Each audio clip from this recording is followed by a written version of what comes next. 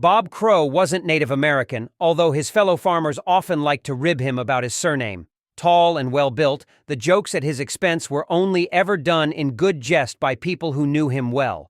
Those who weren't in his close community of friends soon realized the error of crossing a man whose temper was sometimes legendary.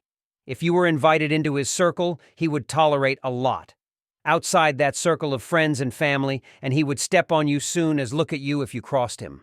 His penchant for violence had diminished in his later years, age mellowing him somewhat.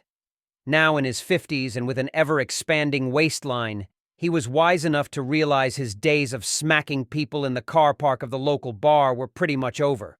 But he still carried the presence and the size, as well as the ease and readiness to use his fists, knowing that his reputation did a lot of what his fists used to. His friends called him Bob, everyone else called him Mr. Crow, and it would stay like that until the day he died. It wasn't just age that had tamed him, but love. His wife, Tammy, had fallen for his strength but had taken the sting out of him, taming the beast, which allowed a stable home for them to raise their 3 children, all girls. Tammy had hoped to give him at least one son, but although she suspected he was disappointed, he had never shown any form of displeasure, and doted on the 4 of them like they were the meaning of life itself. He never raised a voice or a fist to any of them, and so he was, in her eyes, the ideal husband, strong, caring, protective, and hard-working. It was his birthday, and he was still out working in the cornfields. Corn was Bob's livelihood. It had been his daddy's livelihood and his grandfather's, both of whom were long since dead, and probably for the best from a business perspective, because they had both been drunks and had nearly drunk the family farm into the ground. Bob had little in the way of love for the memory of his father, who until the age of 13 had beat him with a regularity that could almost be labeled normality. But despite the pain, Bob had always been thankful of the times his father had taken a belt to him. It was those regular beatings that helped build the toughness he presented to the world today. It was that toughness that got him through 2 droughts and 1 heart attack.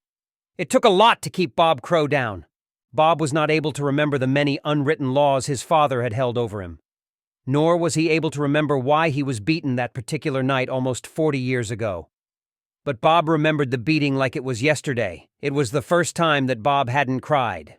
No sound escaped his lips as the belt came down on his bare backside, and after 10 lashes, Bob had turned his head and stared his father in the eye with a gaze that had caused the older man to hesitate. "Don't you look at me, boy," his father had roared, but Bob kept his father's gaze, and the promised 20 strikes never materialized. Within 2 years, Bob was bigger than his father, a man who was inherently a coward. After a stint in the Marine Corps, he returned to the farm and took over the running of it, and under Bob's supervision, the family business thrived. He didn't go to his father's funeral. Now stood in the largest field, he looked up at the bright blue sky and knew that this year was going to be a bumper crop. He was a wealthy man who still had years ahead of him. He loved his family, he loved his country, and he loved his God. Unfortunately for Bob, his God must have taken that particular day off. Perhaps God went surfing or spent a day with Mrs. God visiting family. But whatever the reason, his family wouldn't be able to identify his body without using the wallet in his back pocket. Standing in the field, the gentle sway of the corn on the breeze hid the noise of his impending doom until it was too late. He suddenly swore, slapping his neck. Looking at his hand, the squashed remains of the horsefly gave him warning of the swarm that was coming towards him. After the 3rd bite, Bob looked around him, and it was then that he saw the black mass in the sky. Another fly buzzed him, then 2, and despite the breeze, the noise of the swarm began to rise into his ears. Another bite appeared on the back of his hand, and this time the fly got away, the red welt forming almost instantly. Bob saw the mass move in the sky, and he began to run.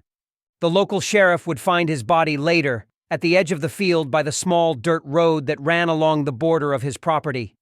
Bob's body was 10 meters from the safety of his car.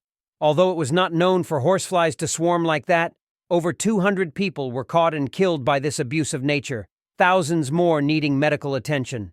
With the exception of Bob's feet, there wasn't an inch of his body that wasn't sporting at least 1 bite.